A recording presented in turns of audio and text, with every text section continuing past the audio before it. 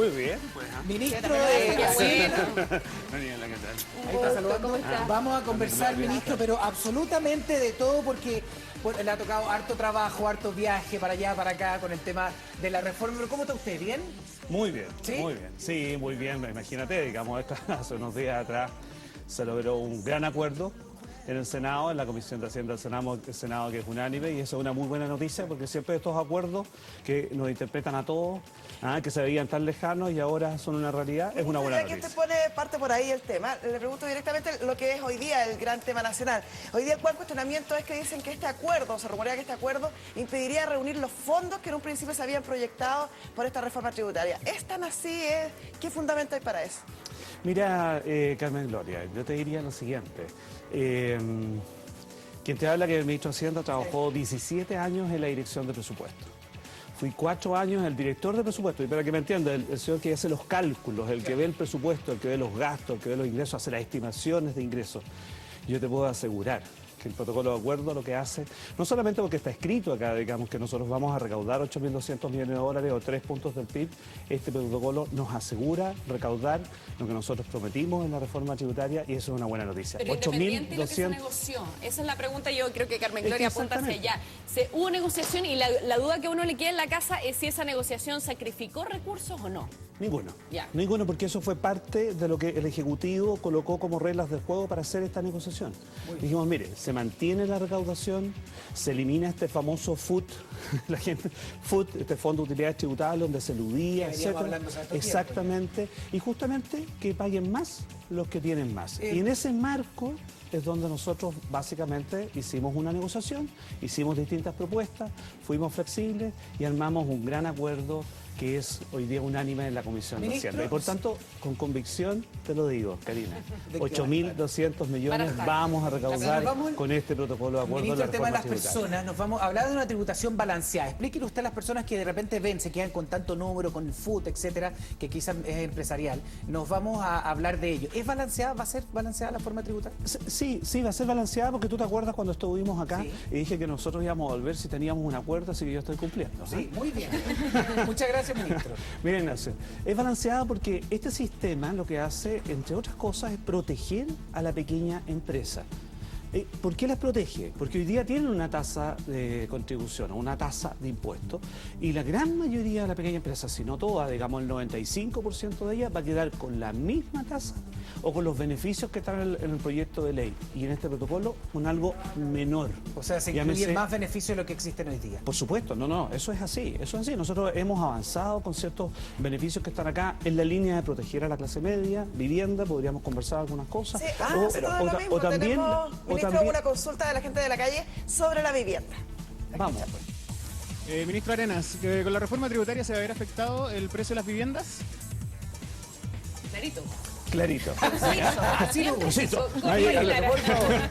Vamos al hueso, al hueso. Sí. No, mira, en este mismo programa yo lo dije con bastante claridad. Nosotros íbamos a proteger a la clase media y justamente, digamos, nosotros íbamos a hacer todas las medidas que nos aseguraran que el movimiento de los precios de las viviendas no estuviera relacionado con la reforma tributaria. Y aquí mismo lo dije, que el movimiento de los precios de la vivienda producto de la reforma tributaria iba a estar entre 2,5 y 3% ¿Por qué se habla de 2,5 o 3%. de IVA que se aplicará a la venta de viviendas usadas? Inmediatamente, pero en 2,5 o 3%. Y se decía de 2 o 13. Claramente, todo lo que está acá en este protocolo asegura, si es que, porque hay que hacer un supuesto, si es que se traspasa todo al consumidor, situación que es el peor de los escenarios, es que básicamente las viviendas estarían aumentando un máximo de un 3%, que fue exactamente lo que nosotros comprometimos. Vamos a las viviendas. Usada, que se hablaba que se les iba a aplicar una especie de IVA en la compraventa. No. Lo que ocurre es lo siguiente, es que hoy día tú cuando tienes una vivienda y la vendes, claramente, digamos, paga IVA la primera venta, Sí. pero no paga IVA la segunda venta. La de la casa usada. No es tan así. ¿Y sabes por qué? Te lo voy a explicar. Porque la constructora se la vende a la inmobiliaria. Y esa es la primera venta. Y la inmobiliaria se la vende a la persona, no usada. Sí, bien. Esa es la segunda. Es una forma, pero también está la esa es- vivienda usada. esa es que la la mayor segu- cuestión. es que esa es la segunda venta. Entonces lo que ocurre es que el precio de transferencia entre la constructora y la inmobiliaria es distinto que lo que ocurría, digamos, con la persona, y eso este protocolo de acuerdo lo resuelve. Y es más, te voy a decir otra cosa, lo resuelve tanto que nosotros hemos precavido en este protocolo que no existan efectos en la inversión, porque muchas veces, digamos, hay proyectos de inversión que se evaluaron, se financiaron, se endeudaron y al momento que llegó esa segunda venta cambian las condiciones. Ya, Y este pero, ministro, protocolo resguarda los proyectos también entonces, de inversión para que justamente se recauda en régimen, pero básicamente resguardando las inversiones que se habían hecho con anterioridad. Entonces, si yo me compraba un departamento antes de la reforma directa a la inmobiliaria, me saldría hoy día, antes de la reforma, un poquito más barato que si lo compro después de la reforma, o después de la reforma tengo que pagar el IVA de ese departamento. Justamente, Carmen Gloria, nosotros hemos avanzado en este protocolo de acuerdo para ¿Ya? que tú te lo puedas comprar y todos se lo puedan comprar y no estén afectados porque el proyecto de ley va a tener una transición, que los ¿Ya? proyectos que están hoy día en inversión, no cambiarles las reglas del juego para que no se vean Pero afectados. la idea es que Lo llegue a cual no pasar cam- eso, en el largo plazo, en el mediano plazo. Por cierto, te va a pasar eso. ¿Por qué? Porque es bueno ¿por qué es también bueno que ocurra? Porque el IVA es bueno que se aplique en todas las transacciones en el mercado y no existan algunas transacciones que no lo tengan. Es que va a Sin ser embargo, inevitable también, ministro, que las inmobiliarias, por ejemplo, al verse afectadas por un impuesto mayor, traspasen a la persona que está comprando esa carga, ¿o no? ¿Cómo se regula eso? Porque ya que estamos en un libre mercado, es difícil. Sí, pero mira, lo importante es lo siguiente, es efectivamente cuando uno hace una reforma tributaria, está aumentando los impuestos y está recaudando más. si no, ¿cómo? Y ustedes me preguntaban, sí, está recaudando más, ministro. Mire, estamos recaudando lo que dijimos, 8.200 millones de dólares y eso no tengo ninguna duda y lo vamos a poder demostrar, digamos, con el informe financiero que vamos a entregar al Parlamento cuando entremos las indicaciones de este proyecto de ley. Pero lo segundo, dado que existen ciertos impuestos, lo importante es cuáles son los resguardos. Y acá está resguardado en este protocolo de acuerdo y en nuestro proyecto la clase media, la pequeña empresa. Déjame decirte, por ejemplo, ustedes me preguntaban a mí en este mismo programa, ministro, ¿qué va a pasar con esa persona que pide un crédito hipotecario? Que se va a comprar una casa, que va y usted le está subiendo el timbre y estampilla. Bueno, un impuesto que se hace en el tema de los créditos. ¿Por qué se está haciendo de esta manera? Bueno, nosotros hemos dicho sí, aumenta timbre y estampilla, pero justamente la clase media, que cuando compra casas y viviendas, compra DFL2, ustedes saben que son de un tamaño de las viviendas, eso hace la clase media. Esas son las la casas. gran cantidad de casas que se venden. El 85% de las casas que se venden y la clase media compra esas casas, bueno, te quiero decir que hay una muy buena noticia para la clase media porque nosotros hemos estado disponibles para que todos aquellos que pidan un crédito hipotecario para un DFL2, el timbre de estampilla no aumente. Muy bien. No, Es una buena noticia. no va a aumentar para la gente, las personas que tomen un crédito hipotecario. No compren un aumenta, no es que DFL. no vaya a existir. No aumenta, es el mismo de hoy Sí, día, está no bien, cambia. está Y aumenta para todos los demás. Y por eso que decimos, que paguen los que correspondan, que paguen efectivamente los que tienen más. ¿Cuánta plata se traduce más o menos ese impuesto, ministro?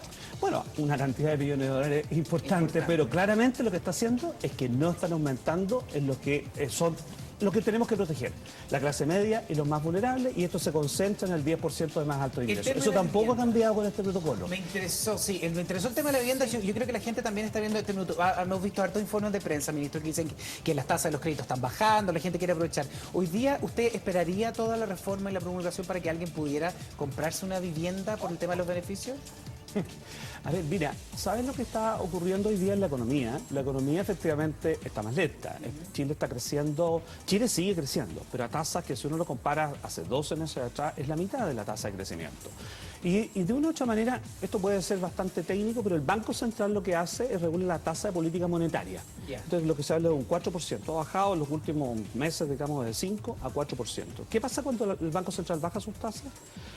La tasa de fondo por la cual se endeudan los bancos también es más barata y por tanto los bancos también podrían bajar sus tasas a los consumidores.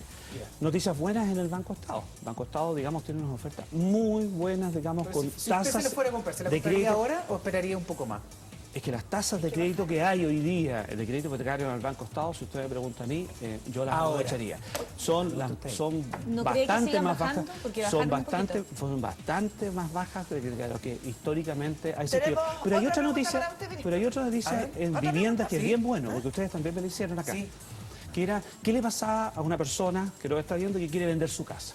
Por favor. Eso quería preguntar yo. La segunda vivienda, que estoy atorada. Usted, Karina, me quería preguntar. La otra vez me quedó pendiente eso, porque la segunda vivienda, yo había escuchado, y es por eso que se lo quiero preguntar directamente, había escuchado que la segunda vivienda que tiene una persona, por ejemplo, ya, yo tengo dos, y la casa en la playa, quiero vender la casa en la playa, esa venta de la segunda vivienda me va a costar un impuesto que antes no existía por tener una segunda vivienda y por vender la segunda, ¿sí o no? Mira, efectivamente, digamos, la interpretación que había del proyecto de ley podría haber llevado a lo que tú estás diciendo, Karina, y nosotros en el protocolo de acuerdo hemos dejado explícito de que eso no va a ser así. Y te lo voy a decir de la siguiente manera, es decir, el gobierno acá tiene un objetivo. Aquí hay personas naturales que efectivamente, legítimamente, se dedican a comprar y vender casas. ¿Ok? Cuando esas personas se dedican a comprar y vender casas, tienen ganancias de capital. Claro. Y lo que hace este proyecto de ley es que se paguen impuestos por esas ganancias de capital. En términos de que si alguien vende y compra casas y tiene ganancias, pague. Así como alguien que tiene negocio en la feria, digamos, y vende y compra tomate, gana, tiene que pagar impuestos. Cuando tiene casa, compra y vende casa, que las pague. ¿Qué es lo que le pasa a la persona natural, a la persona que quiere vender su casa? Está resguardada. Y no solo la primera vivienda, la segunda vivienda, déjame darte una buena noticia, la tercera, la cuarta, ha quedado absolutamente resguardado. ¿Y sabes por qué? Porque aquí hay un bolsón que va a tener, digamos, un bolsón de recursos que va a tener, digamos, las personas, todos los chilenos, para vender sus casas, para que justamente el ahorro que han hecho en vivienda no se vea afectado. Eso nunca estuvo en el espíritu del proyecto de ley y nosotros, por supuesto, hemos estado flexibles y hemos precisado para que eso quede resguardado. Entonces, eso es una buena noticia para la familia. Tenemos una pregunta, tenemos otra pregunta de las personas. Señor ministro, ¿con la reforma se van a ver afectadas las pensiones? Absolutamente no. No, las pensiones no se ven. No, es que lo dije acá y lo digo pero mira, no solo con convicción, lo digo en cualquier escenario. Señora, las pensiones no se ven afectadas. Déjeme decirle que acá tengo 12 páginas de un protocolo firmado por el ministro de Hacienda, unánimemente por los 5 senadores de la Comisión de Hacienda, tanto de la nueva mayoría como de la oposición. No hay una letra en este protocolo que hable de las pensiones, porque las pensiones no se ven afectadas con esta reforma tributaria. No hay otra respuesta. No. Es muy tranquila. Que una la reforma tributaria no afecta las pensiones. No le afecta en forma directa ni indirecta. No le afectan en forma directa ni indirecta respecto. ¿Sabes por qué? Porque la pregunta de fondo es que cuando tú tienes un sistema tributario, ¿hay alguna norma que modifique cómo el sistema tributario se relaciona con los sistemas de pensiones hoy día en Chile? Ninguna. Ninguna, si no es, ese es el tema de fondo. Y si la existiera, la habríamos explicado al país y no te quepa ninguna duda que no solamente la habríamos anulado porque no existiera ningún efecto. Entonces la respuesta es no. Perfecto, tenemos más, ministro. Le vamos a preguntar, pero de todo, porque hay temas de alimentación y otros temas más. Por ejemplo, aquí la calle también le pregunta. Muy bien. Ministro, con la reforma tributaria, ¿habrá alza en la cuenta de la luz? La cuenta de la luz. Alza la cuenta de la luz. Que era una preocupación. Esa es la Claudita González, nuestra productora. No, veo que también. Fue en el momento. ¿Qué se pasa con luz, agua, teléfono? No, mira, ¿sabes lo que ocurre? Es que aquí hubo bastantes mitos cuando estábamos debatiendo la reforma tributaria. Yo diría, digamos, que no tenían mucho que ver ni con la reforma tributaria, ni con el debate técnico que hoy día se ha dado, digamos, en el Senado, sino que hubo otro debate. La cuenta de la luz no se ve afectada con esta reforma tributaria. Es así de sencillo. Mira, y es más, ustedes bien lo saben. Los clientes regulados, que somos todos nosotros en casa, que pagamos la cuenta de la luz, recién en el año 2019 van a haber modificaciones en adelante. Recién. Y en el caso del... No, y eso no tiene que ver con la reforma tributaria, tiene que ver con la actual legislación y esta reforma tributaria no modifica en nada aquello. Entonces yo le quiero decir a la señora, si hay algún cambio en su cuenta de luz, no tiene que ver con la reforma tributaria. ¿Y el agua, ministro? No. Tampoco. Un servicio público, para dejarlo súper claro. Aquí yo lo quiero llevar, porque los servicios, por ejemplo, el tema de los servicios básicos, usted dice que no. La luz, la que tenía la preocupación. Pero una persona que va a ir al supermercado, hoy día también hay unas campañas importantes que se ha sumado al gobierno con el tema del vivir sano. En ese caso particular hay un alza al impuesto al tema de los productos sin azúcar, bajo en grasa. Cuéntenos dónde va a subir a la persona que va a ir al supermercado a comprar. ¿Dónde se tendría que fijar en la alza? A ver, mira, efectivamente las bebidas analcohólicas, llamémoslo, digamos, las bebidas. Bebidas de digamos, fantasía carbonatadas. Bebida de Claro. fantasía se llama el técnico. ¿no? bebidas de fantasía. Nosotros las llamamos analcohólicas porque en el régimen tributario están las analcohólicas y las bebidas alcohólicas que tienen distintos impuestos. Y claramente hoy día una bebida de fantasía paga hoy paga un impuesto de 13%. ¿Qué es lo que va a ocurrir? Lo que va a ocurrir es que la que tiene bajo contenido de azúcar sin azúcar, ¿Sí? de 13 va a pasar a 10, ¿sí? Va a bajar. Muy bien. Las light. bebidas light Ya. está Va a bien, bajar, van a va a bajar. Y la que tiene alto contenido de azúcar en vez de 13 es 18. La 10. normal. Y por qué buena tanto, noticia. desde la salud pública es una buena noticia. Y esto lo dice no solamente la salud pública en Chile, la dice la Organización Mundial de la Salud, donde justamente hay una diferencia. Es buenas prácticas que exista una diferencia en la ciudadanía respecto de lo que tiene alto contenido de azúcar respecto de lo que Ministro, tiene la bajo Karina está contenido. con el dedito. Usted Bueno, sabe que estoy pidiendo la palabra. Lo que pasa es que yo también escuché, dentro de todas las cosas que he escuchado, que a los productores de bebidas gaseosas estaban muy preocupados por esta situación y que incluso pensaban ir al Tribunal Constitucional reclamando por este aumento del impuesto contra las bebidas que tienen azúcar. Sí, hubo dos cosas, Karina. Uno es que en la Cámara de Diputados ya se incluyeron algunas indicaciones que resolvieron los temas legales, Ya. legales constitucionales. Eso ya se hizo en la Cámara de Diputados. Cuando llegamos al Senado, el debate fue de salud pública. ¿Cómo hacemos una diferencia entre lo que puede tener alto contenido de azúcar respecto de lo que puede tener bajo contenido de O sea, azúcar? es una excelente política de salud pública, si yo no cuestiono eso. Lo que digo, cómo van a manejar el tema en la interna con los productores de bebidas gaseosas. presiones, porque ¿no? Las presiones. Es que habían algunas alternativas de cómo tú haces, digamos, básicamente la diferencia, ¿cierto? La diferencia podría haber aumentado más las bebidas fantasías con azúcar o podrías haber bajado las que no tienen. Nosotros estuvimos flexibles y bajamos las que no tienen para alcanzar... Para poder hacer la alcanzar. compensación. Ministro, Por supuesto. La No, pero señora es- Luz que estaba ahí, que yo le pongo a la señora Luz, que nos pregunta, ella va a ir a comprar al supermercado. Si ella prefiere los productos sin azúcar y que ha consumido, la cuenta le va a costar más Menos. barato. Así es, menos. ¿Qué te Así parece? es. ¿Y eso también fue producto Así del es. acuerdo de ahora? Por supuesto, pues O fue sea, de al acuerdo. principio no habían pensado la posibilidad de bajar el impuesto para aquellos productos que no tienen azúcar y ahora sí está Solamente Exactamente, la bebida esto ha gaseosa. sido una de las materias que efectivamente el Ejecutivo, de forma bien flexible, ha recibido de distintos parlamentos. Mira, esto es bien importante, que hay un acuerdo unánime en la Comisión de Hacienda del Senado, que son 5 senadores, pero hemos recibido propuestas de diputados. Esta materia que ustedes estaban conversando, nació en el debate de la Cámara de Diputados. Nació en la Cámara del debate de la Cámara de Diputados y muy transversal.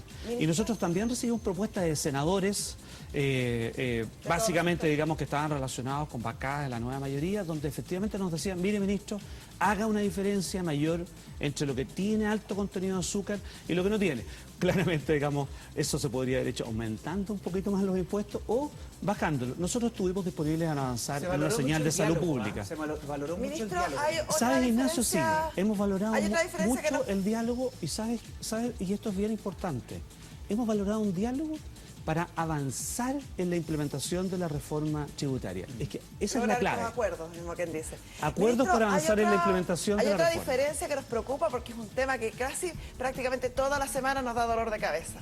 ¿Qué pasa con la benzina? Porque se habló de que va a haber una diferencia entre la benzina y el diésel respecto al impuesto. Usted me quiere pasear por todos los... Le va a estabilizar, Todo lo que le ¿no? preocupa a la gente lo vamos a Por gozar supuesto, mira, hay una muy buena noticia ahí para todos los consumidores. Tú bien sabes, y la gente, digamos, que nos está escuchando sabe que nosotros somos importadores. Sí, no producimos. Importadores, ¿no? Pero importante decirlo, 96% de lo que nosotros consumimos en Chile lo importamos.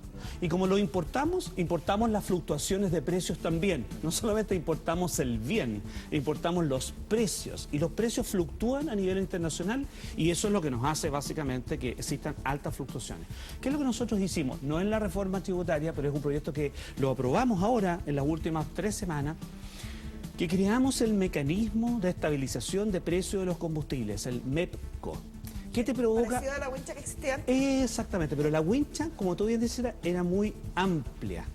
Habían 25 puntos y ahora nosotros lo llevamos a angosta, a 10. Pero además la buena noticia que no solamente va a poder moverse solamente 10%, es que al interior de esa wincha nosotros hemos creado un mecanismo, es sencillo, hemos creado un mecanismo para que el gobierno justamente no provoque movimientos que son más allá semanales de 0,12 UTM. En castellano... O sea, nos deberíamos encontrar con una subida de precio de 16 pesos como ocurrió hace una semana atrás. 0,12 UTM. Hoy día, en función del UTM, equivale a 5 pesos. A 5 pesos. Entonces, ¿nosotros qué hemos dicho? Semanalmente, cuando esto entre en vigencia, por cierto, hay una ley, se despachó, se están haciendo los reglamentos, 2 semanas más va a estar aplicada y básicamente uno podría esperar, digamos, que a partir, imagínense, de agosto, que ya esté aplicado este nuevo mecanismo, uno no debería haber alzas mayores a 0,12 UTM, o sea, que hoy día eso, cuando uno dice las UF tantas, son 5 pesos. Y eso es una excelente. Maravilloso respecto a la modificación que se está haciendo la vecina, una buena noticia para todos. Pero dicen, yo no conozco en detalles, por eso le pregunto, que la reforma hace una pequeña diferencia el trato de la benzina con el trato del diésel. Hoy día mucha gente prefiere comprarse los diésel porque sale más barata. No, nosotros no tocamos el impuesto específico a los combustibles acá en el proyecto de ley. Eso es absolutamente falso. En el MEPCO, lo que nosotros sí efectivamente estamos haciendo es que para que tú asegures que se mueva solo 0,12 UTM o 5 pesos semanales, o lo que corresponda, ¿me entiendes? Porque en un año más alguien me va a decir, subió 6 pesos, bueno, 0,12 UTMs.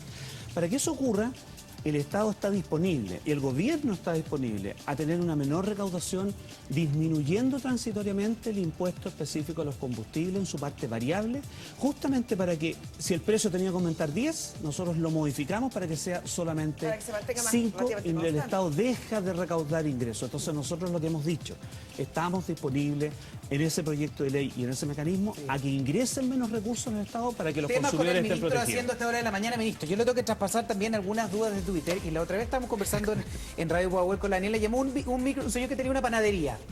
Y lo que decía era que antiguamente él se había quedado con esta reforma tributaria de que todo lo que le ingresara a su panadería, que era pyme, iba a tener que pagar un impuesto sobre todo lo que le entrara a él, sobre la ganancia. ¿Eso se mantiene así para el señor de la panadería? Tengo entendido que era Macul, Daniela, si es que lo recuerdo. Sí, me parece. Macul, la Florida, efectivamente, hay un sistema tributario que está en el proyecto de ley y está en nuestra reforma tributaria y está en nuestro protocolo de acuerdo, que protege a ese pyme, que protege a ese pequeño panadero. ¿Y por qué?